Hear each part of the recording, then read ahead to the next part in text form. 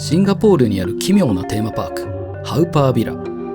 一歩足を踏み入れると、君を待ち受けるのは中国神話と地獄絵図が織りなす独特な世界。彫刻で再現されたその光景は、まるで夢と悪夢が同居しているかのようだ。この奇妙な世界に引き込まれる不思議な感覚。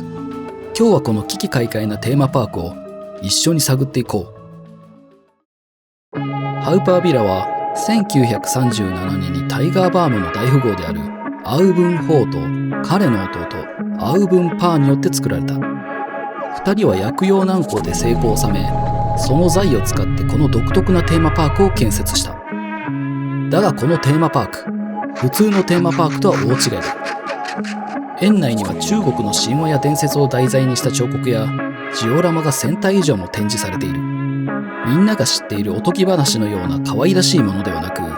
地獄の描写や倫理的な教訓を含むものが多い。ハウパービラには訪問者を圧倒するほどユニークな彫刻やジオラマが数多く存在する。その中でも特に目を引くオブジェクトを紹介していこう。ハウパービラの地獄エリア、充電園らは中国の伝統的な死生観に基づいて作られた場所である。ここでは生前の行いに応じて人がどんな罰を受けるのかがリアルな彫刻で再現されている。映像のようにかなりショッキングな描写も多いが、これは良い行いをすれば報われる、悪いことをすれば罰があるという道徳的なメッセージを伝えるための展示なんだ。恐ろしいがどこか目が離せなくなる不思議なエリアだ。ハウパービラに展示されているこの人面のカニの像は、園内でも特に視覚的インパクトが強い彫刻の一つだ。人間の女性のような顔を持つ巨大なカニが地面に張り付くようにして佇んでいるこの姿は、初めて見ると声が出るほどの異様さだ。中国神話や道教的な偶話に関連づけられている可能性もあるけれど、どのような意図で作られたのかは謎だ。見る人に自由な解釈を促す、そんな不思議な魅力を放つ存在なんだ。ハウパービラには中国文化と直接関係がないオブジェクトもいくつか存在し、その中に日本の相撲力士を模した彫像がある。力士たちは土俵入りの姿勢をとり、中央には塩を模したような小さなオブジェクトが配置されている。これらの彫像は日本文化がシンガポールの多文化社会の中で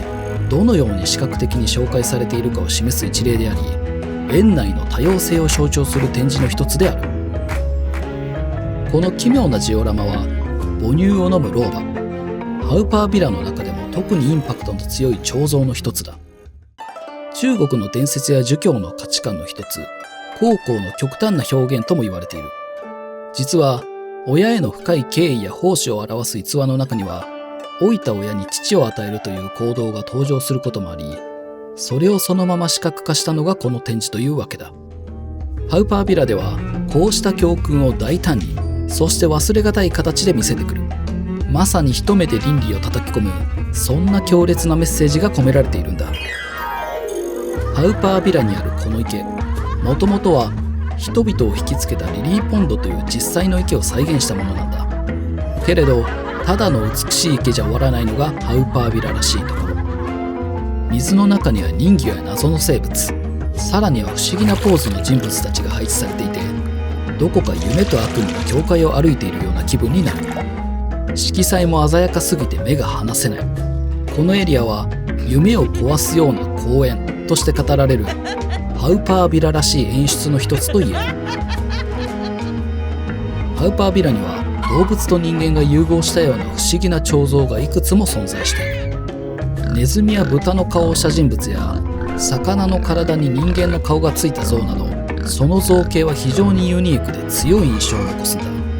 こうした彫像は中国の民話や偶話、風刺をもとに人間の行動や道徳について視覚的に表現したものと考えられている。ただし園内には詳しい説明がないものも多く、見る側が自由に意味を想像するような作りになっているのもこの場所の魅力の一つと言える。この虎のキャラクターはハウパービラ内に設置されたタイガーバームの広告マスコットなんだ。製薬ブランドを築いたアウブン法師の法という名前にちなんで、虎がブランドの象徴として使われてきた。ここの像は実際のタイガーバーム製品を持っていて、どうやら親しみやすくデフォルメされた表情になっている。だけどどこか不気味さも感じるその顔立ちは、このテーマパークの独特な空気とよくマッチしているように思える。ハウパービラはなぜ作られたのか。それは中国文化の教訓や信仰を視覚的に伝えるため、彫刻やジオラマを用いて表現した。特に行幸を積めば報われる、悪行を犯せば罰を受けるという道徳的メッセージを強調し、その教訓を訪問者に伝えるためと言われている。展示の中には地獄の罰や刑罰のシーンが描かれているものもあり、道徳的価値観を伝えるため視覚的に強調されたデザインとなっているんだ。もし君がここに足を踏み入れたら驚きの連続だろう。ハウパービラは教育的な場所だと思うか、それとも恐怖を楽しむための場所だと思うだろうか。ハウパービラはただの観光地ではなく、中国の文化や伝説、そしてミステリーが詰まった場所だ。実際に足を運んでその空気感を体験するのもきっと特別な体験になるだろう。次回の動画ではこの場所とはまた違ったミステリーをテーマにしていく。次の物語もきっと君の好奇心を刺激するものになるはずだ。ぜひ楽しみにしていてほしい。